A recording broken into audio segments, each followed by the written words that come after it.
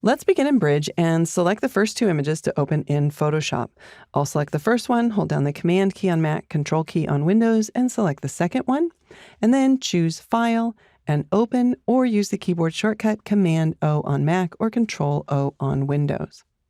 So images open up by default as tabs in Photoshop. You can click on the Document tab in order to view that document. You can also click and drag to reorder the documents if you want to. And you can also cycle through your open documents by using the keyboard shortcut Control-Tab. And that's the same shortcut on both Mac and Windows. Now, if I want to view multiple images at one time, then I'll use the Window menu and Arrange, and now I can tile these vertically or horizontally. I can choose from the options here. You'll notice some of them are grayed out, and that's because I only have 2 documents open. If I had more documents open, then I'd have more options here. If I want to, I can also just choose to tile them, and Photoshop will just tile them for me. Now, to return to viewing one image at a time, I can choose Window, Arrange, and then Consolidate all to tabs. Now, some people prefer to have their images float and not be tiled. So to do that, you just click on the title bar for the image and just drag it out. And now we can see that it's floating. This can be very handy if you're working with 2 monitors and you want to drag an image over to a secondary monitor.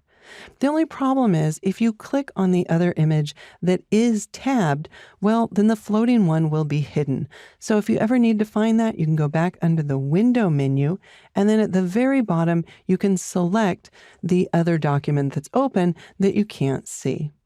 Another way to do that, however, would be to go to Window, Arrange, like we did a moment ago, and choose to consolidate all to tabs.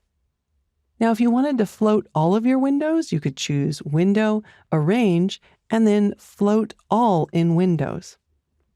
If I wanted to group these 2 floating images together, I can drag one right up to the other one until I see that blue line, and that would dock those 2 together. Again, this might be handy if you were, say, for example, taking these to a secondary monitor. If you wanted to dock them again as tabs, just drag them up near the top. You'll see that blue cyan line all the way around the preview area and just release the mouse. Now, if you do prefer floating documents, because by default, when you close all the documents, the next ones you open will by default go back to opening by tabs, but you can choose the preferences here under Workspace, and then disable the option to open documents as tabs. But for now, I'm going to go ahead and leave that on. Now, in order to close your documents, you can either click on the little X mark in the title bar, or you can choose File and then Close. Use the keyboard shortcut Command-W on Mac or Control-W on Windows. Or if you have multiple documents open and you want to close them all, just choose Close All. So when working with multiple open documents, I prefer organizing them as tabs at the top of the window, and then I just use Control-Tab to quickly cycle through them. But depending on your workflow, you may prefer to float your documents instead.